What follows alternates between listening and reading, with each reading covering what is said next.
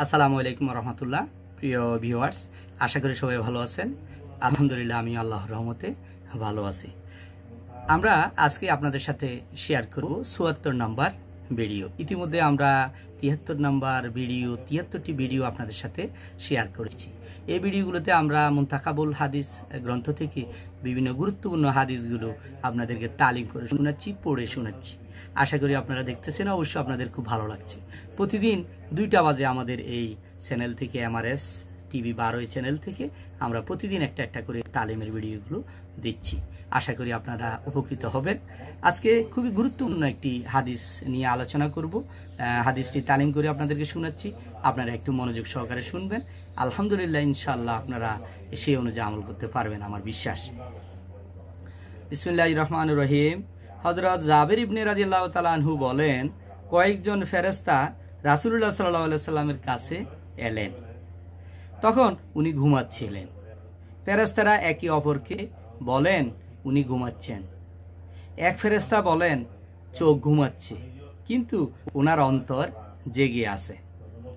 আবার একে অপরকে বলতে লাগলেন, তোমাদের এই সাথী হযরত মুহাম্মদ মুস্তাফা সাল্লাল্লাহু আলাইহি সাল্লাম সম্পর্কে একটি উদাহরণ আছে, তা ওনার সামনে বর্ণনা করো। অন্যান্য ফেরেশতারা বলেন, উনি ঘুমাচ্ছেন, অতএব বর্ণনা করে কি লাভ? ওনাদের মধ্যে কেউ বলল, নিঃসন্দেহে চোখ ঘুমাচ্ছে, কিন্তু অন্তর জেগে আছে। এরপর ফেরেশতারা একে অপরের সাথে বলাবলি করতে লাগলেন। ওনার উদাহরণ এমন, যেমন এক ব্যক্তি ঘর বানালো, তাতে দাওয়াতের আয়োজন হলো। এরপর লোকদেরকে ডাকার উদ্দেশ্যে একজন মানুষ প্রেরণ করলো। যে ব্যক্তি আহ্বানকারীর কথা মানল, সেই ঘরে প্রবেশ করবে এবং খাবারও খাবে। আর যে ব্যক্তি আহ্বানকারীর কথা মানল না, সে ঘরে প্রবেশ করবে না, খাবারও খাবে না। এটি শুনে ফেরেশতারা একে অপরকে বলেন, এই উদাহরণটি ভালোভাবে ব্যাখ্যা করো, যাতে উনি বুঝতে পারেন। জনৈক ফেরেশতা বললেন, তিনি ঘুমাচ্ছেন, ভালোভাবে ব্যাখ্যা করে কি লাভ? অন্যান্যরা বলেন, চোখ ঘুমাচ্ছে, কিন্তু অন্তর তো জেগে আছে।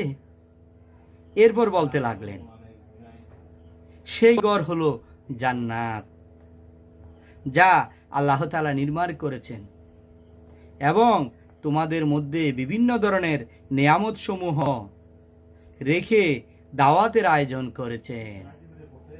আর সেই জান্নাতের দিকে আহ্বানকারী হযরত মুহাম্মদ মুস্তাফা সাল্লাল্লাহু আলাইহি ওয়াসাল্লাম। যে ব্যক্তি মুহাম্মদ সাল্লাল্লাহু আলাইহি ওয়াসাল্লামের আনুগত্য করবে, সে আল্লাহ তাআলার আনুগত্য করবে, অতএব সে জান্নাতে প্রবেশ করবে এবং সেখানকার নিয়ামত সমূহ লাভ করবে। আর যে ব্যক্তি মুহাম্মদ সাল্লাল্লাহু আলাইহি সাল্লামের নাফরমানি করবে, সে আল্লাহ তাআলার নাফরমানি করবে, অতএব সে জান্নাতের নিয়ামত সমূহতে মাহরুম থাকবে। মহানবী মুহাম্মদ সাল্লাল্লাহু আলাইহি ওয়াসাল্লাম মানুষদেরকে দুই প্রকারে বিভক্ত করে দিয়েছেন।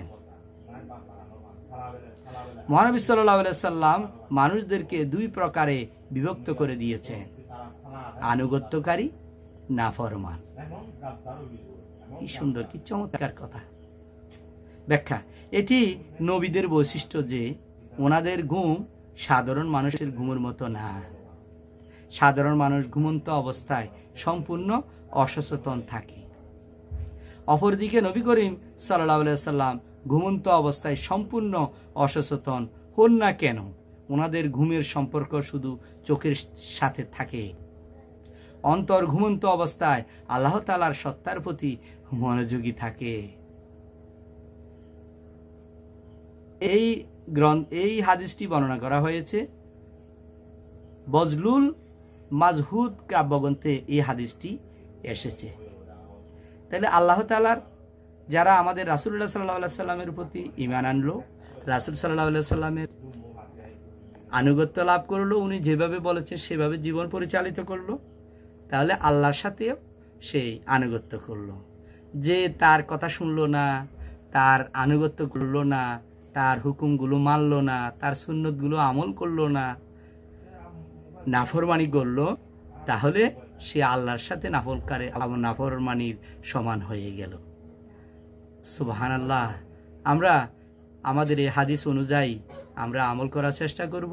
কখনো আমরা আমাদের সৃষ্টিকর্তা মহান আল্লাহ তাআলার নাফরমানি করব না। আমরা সব সময় আমাদের রাসূলুল্লাহ সাল্লাল্লাহু আলাইহি সাল্লামের জীবন আদর্শ মেনে চলব, তার সুন্নতগুলো আঁকড়ে ধরব এবং সে অনুযায়ী জীবন পরিচালিত করব।